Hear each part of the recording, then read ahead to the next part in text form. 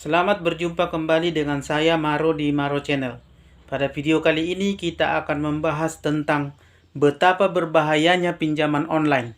Setidaknya ada 6 bahaya melakukan pinjaman online yang dapat saya rangkum di sesi kali ini. Seperti terlena dengan pengajuan yang begitu gampang, simple dan sangat cepat. Bahkan bisa lebih cepat daripada meminta uang kepada orang tua atau keluarga. Itu yang pertama. Yang kedua, nilai bunganya sangat tinggi, saking tingginya melebihi puncak Gunung Everest, sehingga kalau terjatuh bisa langsung koit.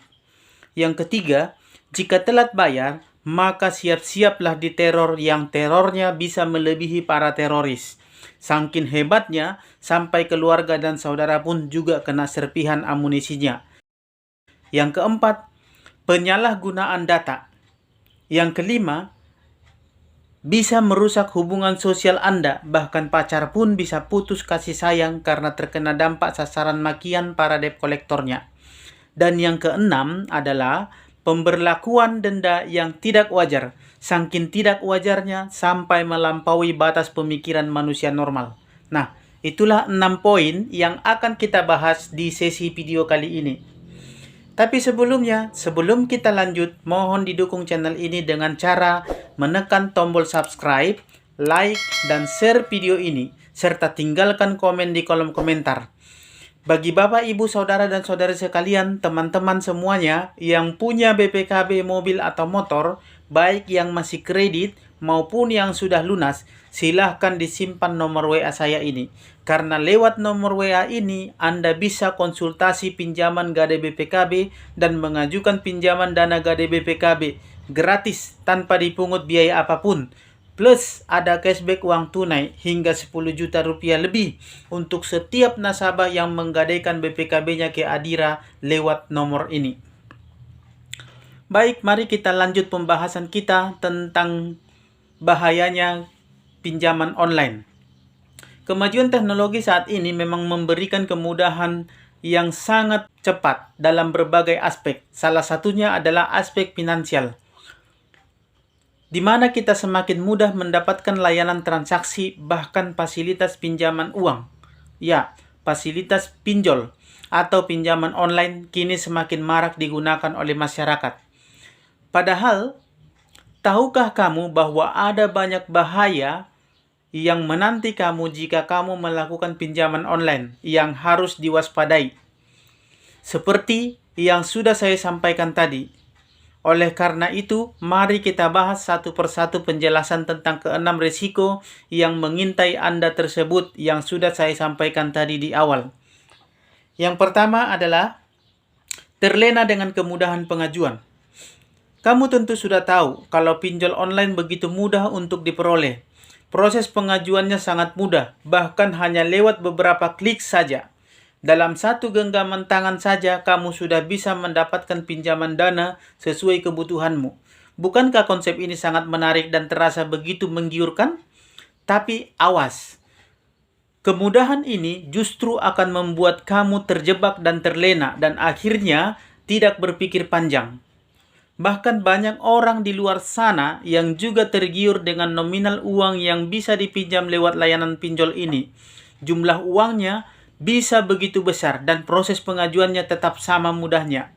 Artinya, kamu akan lebih tergoda untuk meminjam lebih banyak uang, padahal mungkin saja nominalnya jauh lebih tinggi daripada kebutuhanmu yang sebenarnya. Yang kedua, nilai bunganya terlalu tinggi. Pinjaman online juga memberlakukan sistem bunga dan perlu diketahui bahwa nominal bunganya tersebut bisa saja sangat tinggi. Bahkan banyak sekali layanan pinjol ilegal yang tidak menyebutkan nilai bunganya, namun langsung menaikkan bunga tersebut di tengah program pinjaman. Tentu hal ini akan sangat merugikan dirimu sebagai debitur dan akan membuat jumlah angsuran meningkat drastis. Saat meminjam uang dari sumber manapun, kamu harus selalu mencari tahu nilai bunganya.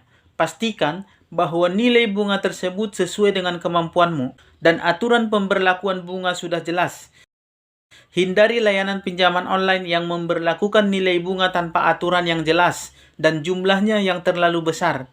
Banyak kasus di mana debitur akhirnya terlilit utang besar karena nilai bunga pinjaman yang melambung terlalu tinggi, sehingga debitur berusaha untuk menutupi yang di luar kemampuannya tadi dengan meminjam lagi ke pinjol lain, sehingga berlarut-larut bertumpuk-tumpuk hutangnya, lalu kemudian dia terjebak di dalam bunga yang sangat tinggi dan stres.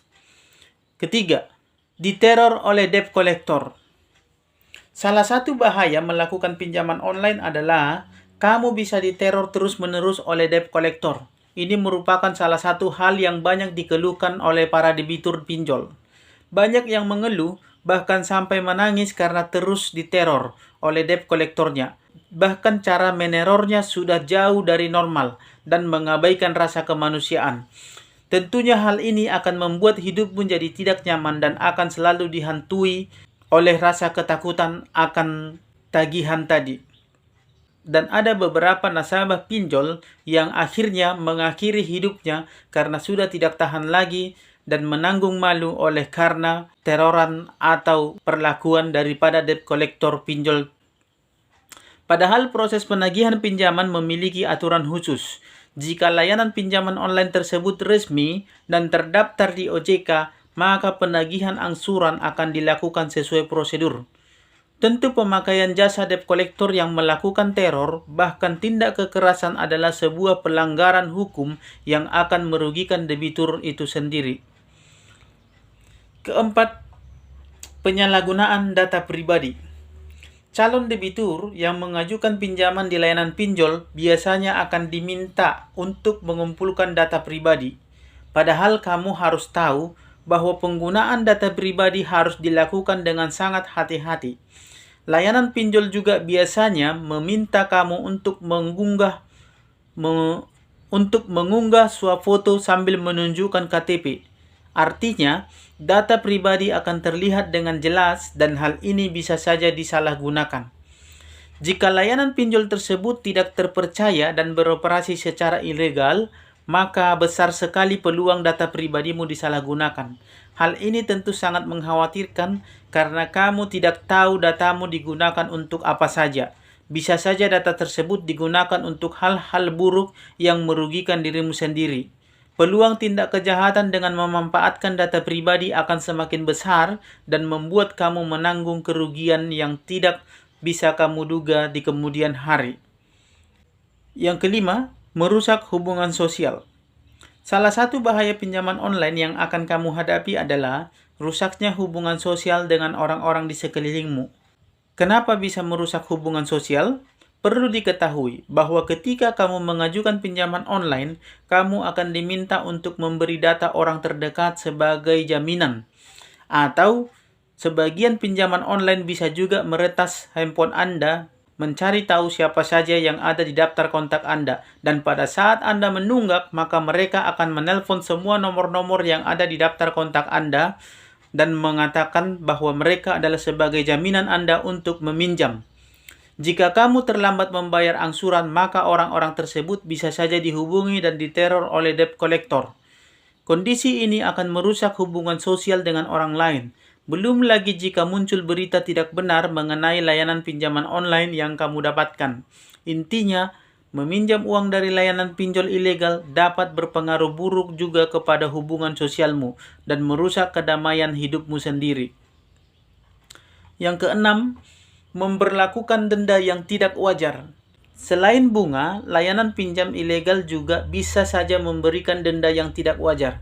Ini terjadi karena memang pinjol tersebut tidak punya aturan yang jelas dan mengubah aturan denda atau bunga sesuka hati mereka. Akibatnya, pemberlakuan denda malah terasa memberatkan dan menambah beban angsuranmu. Pada akhirnya, kamu malah akan semakin kesulitan untuk melunasi angsuran dan semakin diteror oleh debt collectornya. Itulah tadi bahaya melakukan pinjaman online tanpa pertimbangan matang. Sebenarnya sah-sah saja meminjam dari layanan pinjol, tapi pastikan layanan tersebut legal dan sudah terdaftar di OJK. Tapi daripada meminjam uang ke pinjol, lebih baik Anda gadaikan BPKB Anda ke Adira lewat saya. Karena selain bunga lebih rendah, risikonya juga rendah dan data Anda terjamin keamanannya sebab Adira merupakan salah satu perusahaan terbaik dan terbesar di Indonesia yang sudah berdiri sejak lama, yaitu sejak tahun 1990-an dengan moto "Sahabat Setia Selamanya", yang selalu peduli dengan kebutuhan dan keluhan nasabahnya, serta selalu berusaha memberikan layanan keuangan terbaik bagi setiap nasabahnya lewat 365 kantor cabang dan gerai yang tersebar di seluruh wilayah Indonesia. Semoga materi di sesi video kali ini memberi informasi yang cukup jelas dan bermanfaat bagi para subscriber dan pemirsa Maro Channel sekalian. Dan salam sahabat.